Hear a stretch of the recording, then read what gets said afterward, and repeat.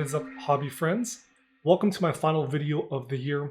I thought it'd be cool to do a retrospective on my projects for 2021, what my hobby journey has been like, sort of what I've accomplished, what I've learned, taking a look back at some of my favorite projects as well as my least favorite projects, and then looking forward over 2022, what do I have planned for the next 12 months and what am I looking to accomplish?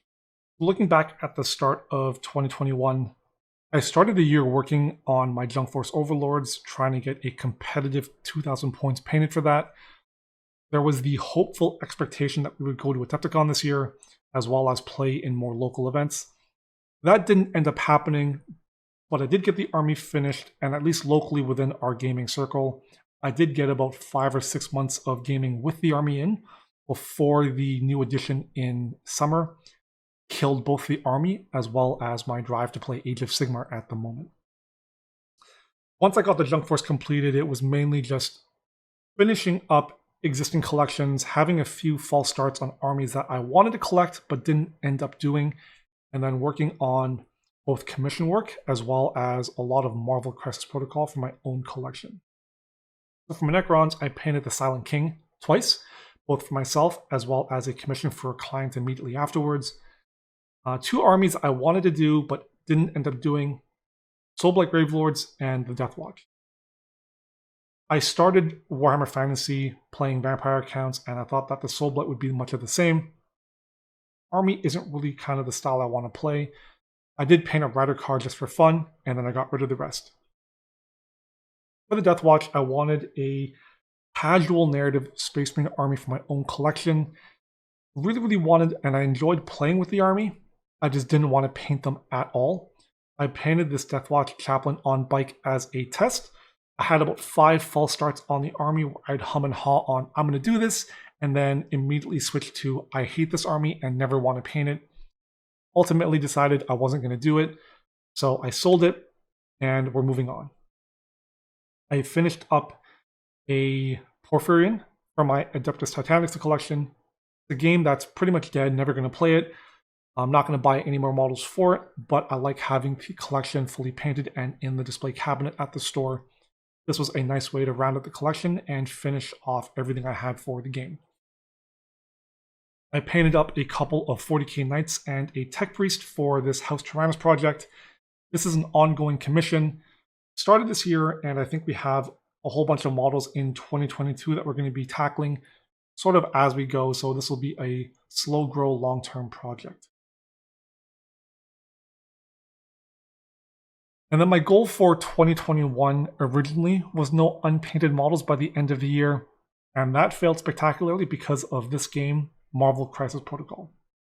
I'm a huge fan of small-scale skirmish games, and while I initially been resistant to collecting this, when Into the Spider-Verse came out, watched the film, picked up Web Warriors, and my collection just exploded. I'm really enjoying it. It's an amazing cross between Malifaux, or it feels like mechanically a cross between Malifaux and Guild Ball. And honestly, I don't think I'm going to stop collecting this game. I think looking back, a lot of the models I painted for this were actually commissions. A little bit of X-Force for one client, and then an ongoing commission work that we're doing in waves for another client. So a lot of my stuff was Web Warriors, Spider Foes, a spattering of Wakanda, and then A-Force. And then I did end up finishing off the Convocation, or at least most of the Convocation for myself. I still have Clea to paint, and I'm hoping to get her done within the next day or two to round out the entire affiliation for myself.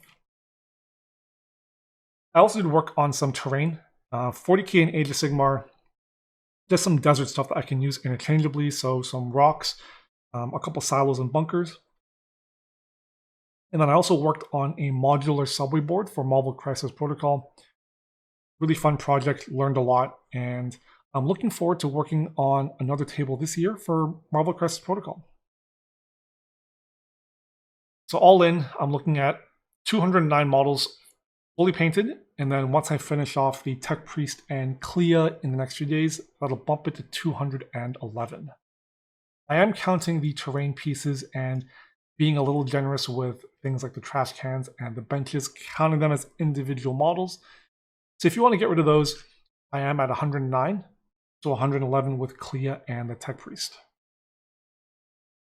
So most of my favorite projects and models for this year focused largely on converting, scratch building, and sculpting. By far the most fun project that I worked on was definitely my Junk Force Overlords. Specifically, the Ironclad and Gun Haulers are some of my favorite pieces from the army, although really the entire collection as a whole holds a really special place in my heart, and I'm really hoping that they get a new book soon, maybe by like next year, and I can start to play the army again and maybe add a few more units into it, have a bit more fun with the new edition of Age of Sigmar. I also have She-Hulk, Miles Morales, and Doctor Strange, the leaders for the 3 affiliations I play the most in Marvel Crisis Protocol. She-Hulk was largely tweaking the suit to be, or get rid of her shorts, and then adding the TARDIS for a little bit more weight. Miles Morales was adding his urban outfit from Into the Spider-Verse, and then Doctor Strange was adding, mostly from 3D printing, the tentacles for a bit of what-if vibes. In terms of least favorite models, I don't really have a whole lot that I didn't enjoy working on this year. I think the Silent King was probably the worst one. The first time, because I chose to sub-assembly it into like 17 different pieces, and then once I'd painted and put together a lot of these individual components, half of what I painted wasn't even visible. And then the second time, because I had to paint one for a commission immediately afterwards, while the process was faster, and I did enjoy it a little bit more, having to paint the exact same model the exact same way immediately afterwards did kind of burn me out a little bit. So looking forward to 2022, this is the year for sure that I'm going to have no unpainted models by December 31st. It's still a really ambitious goal for me, taking stock of what I still have to paint and want to paint and what I have lined up commission-wise. And that was a large reason why I chose not to ultimately finish my Deathwatch project. To get the army painted to a quality that I'd be happy with just didn't seem to fit in, along with all the other models and projects I want to work on for this year, so axing that, moving on. For my Necrons, I've got just some things to complete my collection, some new warriors with flares and reapers, some death marks, and support heroes and pieces. I've got a couple of display busts and 75mm figures I do want to paint. And then for Marvel, I've got a few affiliations like my Black Order and some Avengers and Spider-Foes to finish. And then the aforementioned X-Men and Brotherhood commission project incoming. I also have a Necromunda project and some single Marvel Crisis commissions to paint. So when those come in, I'll work on those. And I do have an urban board I want to work on for Marvel. So that's it for this video. Thank you for watching, and thank you for joining me on this look at the past 12 months of my hobby journey.